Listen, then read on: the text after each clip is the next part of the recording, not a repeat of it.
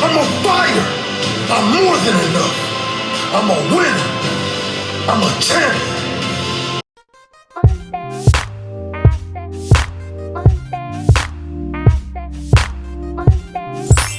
Hello and welcome back to my channel. My name is Coach Reen, and I'm so happy you're here.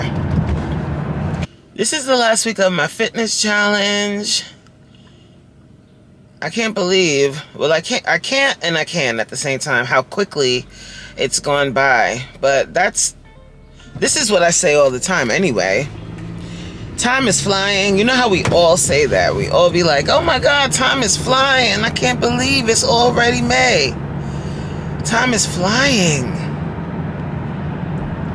So it's like, when time is flying like this, and then people turn around and be like, how long it took you to lose weight? Those two things kind of disconnect for me. Because time is flying. So it don't really matter. You turn around, you look at your kid is a baby. Next thing you know, you turn around, they're 9 years old. You're like, what? Where did the time go? So if you lock in with your fitness journey, same. Before you turn around, it's like, where did the time go? And the other thing, like when people say, like, how long did it take you to lose weight? That automatically lets me know that you're still thinking of your journey as this temporary thing, that you're going to get to your goal and then that's it. You're just magically going to stay there. And that's not the case. That's not the case with anything. You got to maintain your car. You can't just get a new car and then think it's going to stay new forever. You got to maintain it. You got to get your tires rotated. You got to get your oil changed. You got to get your checkups. You got to do all of the things with your car. Same thing with your fitness journey. You got to maintain what you lost. You got to maintain it. Or it's going to slow, that weight going to slowly creep on, and you're going to turn around. You're going to be like, dang, how I get back here? Because you had that temporary mindset, and you thought of your weight loss as like there was an end. You didn't think of it as a journey. We call it a weight loss journey, but we're not treating it like a journey. We treating it like a trip around the block, and that's not what it is, baby. This is something that you're gonna carry with you for the rest of your life. You're gonna have to keep working out. You're gonna have to keep eating right. You're gonna have to watch what you're eating. Or if you don't do that, then it's gonna turn into a constant cycle of you losing and gaining weight, losing and gaining, and trying different things. Whenever they come out with a new weight loss thing, you're gonna be on that until you figure out that this is a journey. You've got to figure out how you can change how you eat permanently, and you've got to keep consistent with working out. A lot of us, what is going on? Y'all bugging, because I'm not getting stuck in this light. Y'all is wilding. Okay? Mama not getting stuck in the light because y'all want to drive like who did it and ran. Nah. And that's the hard truth that we have a hard time with.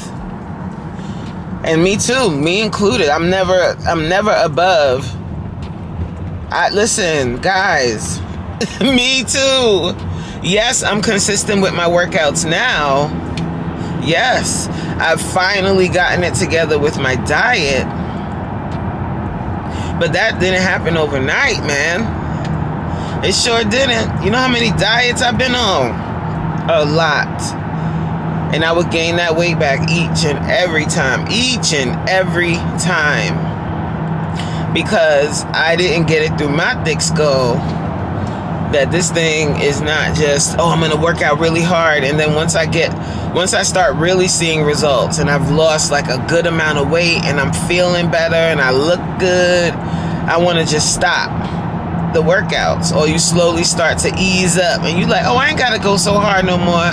You don't have to go as hard, But if you're not eating right, look, this thing ain't no joke.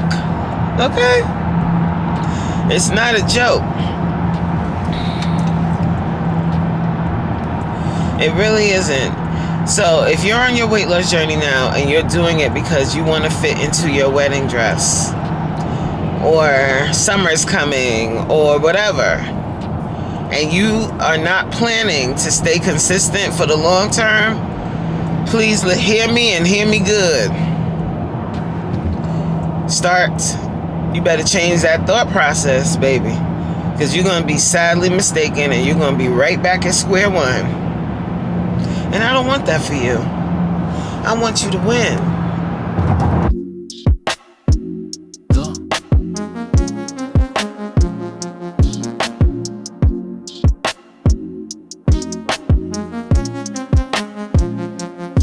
Hey yo, it's time to get going. Coach me and Reen, how you doing? Coach me and Reen. So we are done with work. We are on our way home. And I just saw. It always bothers me when I see a young black man like strung out on drugs, just walking in the streets. That bothers me, y'all. Cause I'm like, who went wrong with this young man, and now he's wandering the streets like that. Strung out, like what happened to him? This is what I think about. Anyway, in other news that disturbs me, in the New Orleans, I think it was, and I want to say New Orleans because that's how we say it up here, but in actual New Orleans, y'all say New Orleans, right? I can't talk like y'all. But there was a jailbreak, and I don't remember if it was 10 or 12 inmates that escaped. It was either 10 or 12 inmates that escaped from a New Orleans prison through a toilet, an opening in the toilet. So now they fired, or I guess he's gonna get arrested, a janitor that was working at the prison that turned the water off so that the inmates could escape. They've captured like 6 of them so far. I'm like, yeah, I mean, I guess I just for shits and giggles, maybe they have life sentences already. I don't know what their sentences were. Maybe they thought that they could get away. Maybe they just wanted to get out and just see the world for a few days and maybe get a bite of some regular food. I don't know. Because if you don't have a real plan, what you gonna do when you escape? Like, what did you think was gonna happen? Like, if you don't have a plan, what do you really think is going to happen? You're just going to go out there and magically money and an apartment and a new identity is just going to appear? They're going to have they have special forces that specifically, that their job is to hunt you down and find you. I have never been in prison, so I don't know the psychology behind it, but I would just think like you need a plan, and it just seems like they didn't really have a plan. I don't know, but that really like had my attention when I was reading it. I was like, what? They broke out of jail and they left a note. I think they left a note like, too easy. It's kind of funny. It's kind of funny, but the sad thing is when they all caught, they're going to spend so much time in solitary confinement, and then they're going to put you in a super max facility. Ugh. It just sucks. Like, you're really going to jail now. You know? If wherever you guys were before, now you go in the super duper max. Forever. Because you escaped prison. But anyway, I pray for those young men, because who knows why they're in prison in the beginning and in the first place. And I always bring it back to, I think about like their story of origin and the family they came from and how they grew up and what happened to them and did they have any role model. This is what I start thinking about when I see someone that's like 28, 29 and they've been in and out of prison and now they participating in a jailbreak or whatever have you. That's what I start thinking about. And I know that some people think like they are just some bad seeds. And I'm pretty sure there are people that are just like inherently bad, I guess. But I think it's more of a nurture thing, nature or nurture. I think depending on the environment you're from and what you've learned and the cues that you learn determine how you're going to behave growing up and as you get older. Like, I think even like if someone chooses a different path from their family or may even begin to do illegal things, their character is already predetermined. So even if they're a criminal, follow me guys, because I know you're gonna be like, okay, a criminal is a bad person. Not necessarily. They might be doing criminal acts out of necessity, but themselves, like their character, they're not a bad person, if that makes any sense to you. That might not make sense, or it might, but I know what I mean. I don't know. I just don't like judge someone and say, okay, they committed the act, they're in prison, they're a bad person.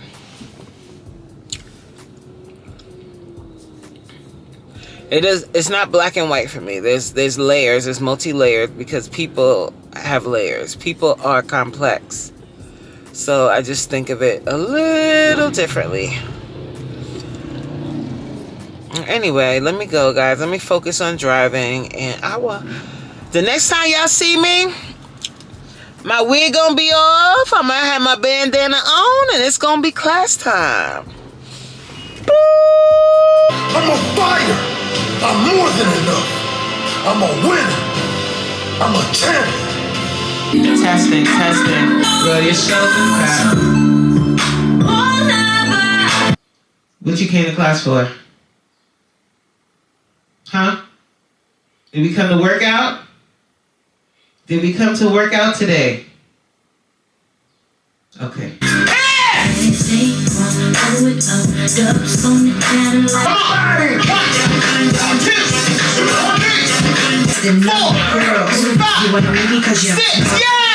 We gotta pay the bank, guys.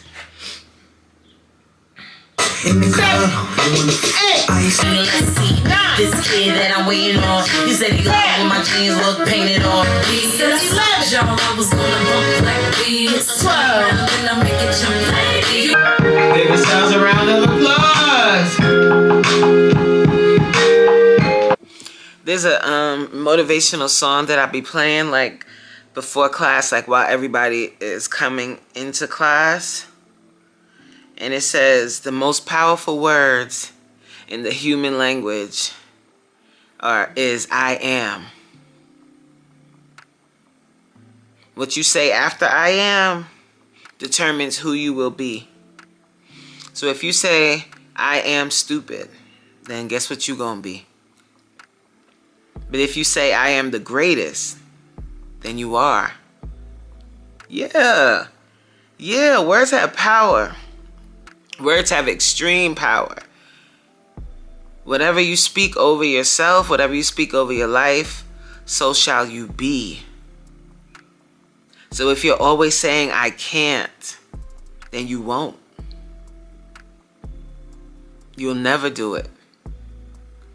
If you say, I can't do this or I can't do that, then you've already given up and you will never do that. If you say, oh, I'll give it a try, then that's all you're going to give it is a try. And if you don't succeed, then you're going to say, at least I tried. You see how that works? So instead of saying I can't, say I am. going to do it. I am going to succeed. I am great. I am powerful. I am worthy. And so shall you be. I hope you got something out of the video today. I thank you so much for watching. And as always, I'll catch you on the next one. See you later. Bye, y'all. It's not the diamond. It's not the diamond.